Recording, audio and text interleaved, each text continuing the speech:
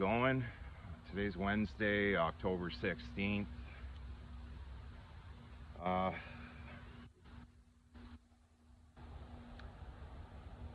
it's been a while since I really got personal, to be honest.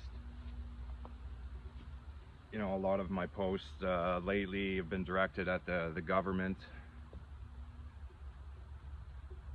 because, like a lot of parents out there that advocate for family law reform or any type of family law issues, um,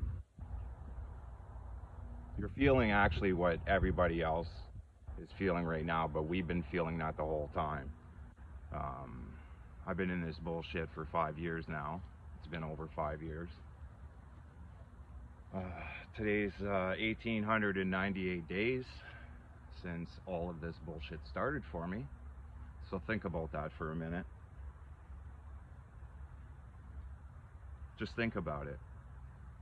Think about that 1,898 days I haven't seen my kids. They haven't been in my custody. I've seen them a handful of times in person, sometimes only because it was mandated by the court. Other than that, sometimes I'd see them on FaceTime. Depends on if their mother wanted to facilitate that or not. And then abruptly it stopped in October of 22. So now we're going on 2 years that I have not seen my kids really face to face, other than when I came back to Hamilton, and now it's been over a year. So last year I bumped into them a few times, and while I drive by, they drive by me on occasion when I'm out walking. I can't really avoid it, and of course it causes me some fucking issues. So 1,898 days. Think about that. There's a lot of people that I know that could not go 1,898 days without seeing their kids. So trust me, if you're not strong, you're not going to succeed. And I've seen this right from the get-go, and a lot of you guys that have been following me ever since the start, like my friend Ron Montgomery that I want to mention right now, who's been a tremendous help to me, and also another friend of mine, Keith White. Again, great guy. He's been through some bullshit too, and again, it's ongoing, right? When you deal with narcissistic people, this type of stuff just doesn't end. But again, I want to thank those two guys right now, and then I'm going to thank somebody at the end. But this type of stuff that happens is all directed towards us, but it affects our kids. And I can't say what I want to say, but I know most people should be able to connect the dots. But our kids are kind of being used as pawns in a lot of different schemes around the world, right? Family law system is no different, folks. So it hurts them the most. So for 1,898 days, my kids haven't had their dad as well. And I don't care what anybody wants to say, but I was their dad. So what I'd like to do right now is I'm going to give a little bit of a truth bomb today.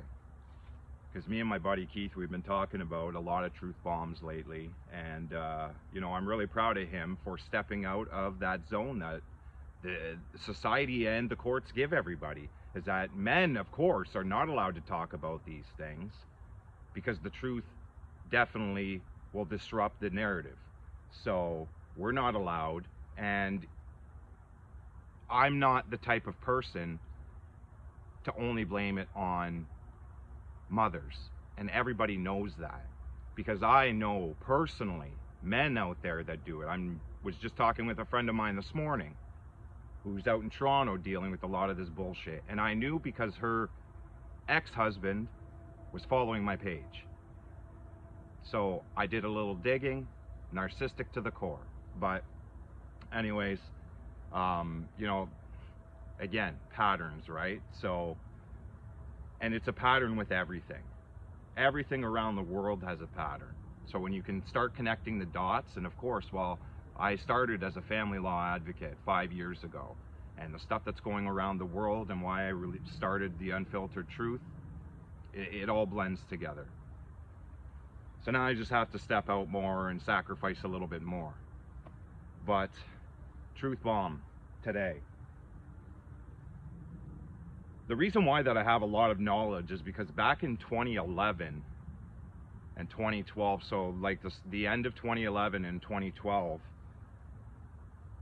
I was 33 years old, and me and my ex-wife, we were both in a car accident, so we were both injured. We were basically only surviving off of payments that we were receiving from a settlement that we eventually received. So we're getting these payments. I decided that I'm going to go back to school, and I'm going to go to college, and I'm going to take paralegal studies. So that's what I did. That's how I supported our family back then. My ex-wife was not working then. She was also injured. 1,000 injuries, of course. I'll get into that another time. But 2011, 2012, I go back to school, taking paralegal studies. That year I got mono. I missed a month, so I had to double back on a few courses. My son was also about to be born in September. We already had our daughter, firstborn. She was, well, 2 years old at that time. And I learned a lot of things. And then I worked in a family law office right after that. And I did a lot of my own stuff. I did a lot of private investigating. I did a lot of process serving, document filing. I worked at a family law office that was also handling my civil action for the car accident that me and my ex-wife were in. And I learned a lot of things there. This is actually where I met my ex-wife's lawyer, because we worked together. Now, that was a conflict of interest, but the courts didn't want to listen. See where this all goes, you know? Narratives. So, anyway, it's funny how you can connect the dots on things. It really is. So yeah, I go back to school, I do all this, and you know, it's funny because when I was working in the family law office, I seen a lot of men at that time. You know, this is talking going on like 12 years ago. So I've seen a lot of men that are actually in my situation now, and I was serving them these documents. And the family law office that I worked at, they were not too careful to give me the documents. Usually I provided the envelope, so they're giving me the raw documents. Of course I'm gonna take a peek at some of this shit. And some of the stuff I'm telling you folks is horror stories. I've really talked about a lot of this stuff on all my platforms. So you learn a lot of things, right? And you know, one thing that I learned the most was trust. And obviously, from what I seen within the family courts, I knew damn well that I could not trust the family courts whatsoever. So in 2017, when I first left my ex-wife, we decided that we were not going to go through the family courts, and we would do it the right way, 50-50, like it should be, right? And that's what we did for almost 2.5 years.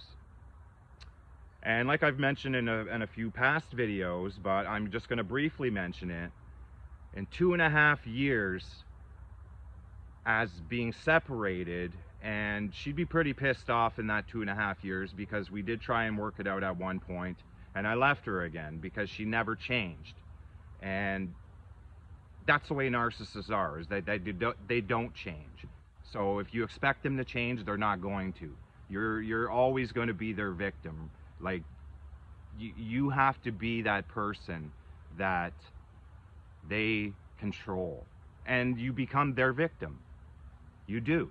I don't like to use that word. I was telling my friend that earlier. I don't like to use that word. There's stages to it. There's victim, there's survivor, and then there's warrior. I'm always in that third stage, because I've already gone through those other two stages very early within this. So you're their prey, right? If they don't get their way. And for me, what happened was in 2019, I went through that breakup, and my ex-wife tried to get that control back, right? But I didn't give her that control. I tried to give her friendship, but I didn't give her that control. And then she snapped because she knew that she wasn't going to be able to regain that control. So the only way that she could regain that control at this time was to use my kids against me, because she couldn't use anything else against me. So she used our kids against me. But she didn't use only our kids against me. She used my daughter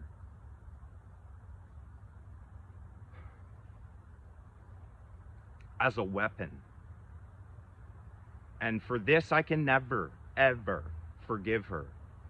Because on this truth bomb today, I want to ask everybody just to put yourself in my position. Just for 1 minute. Okay?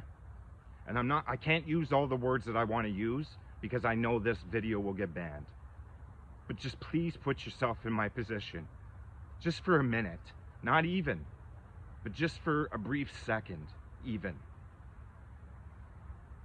Just think that the only way that a person could get back at you is to make a false allegation that you had done something horrific to one of your children that never happened. Just think about that for a minute. Just a brief minute.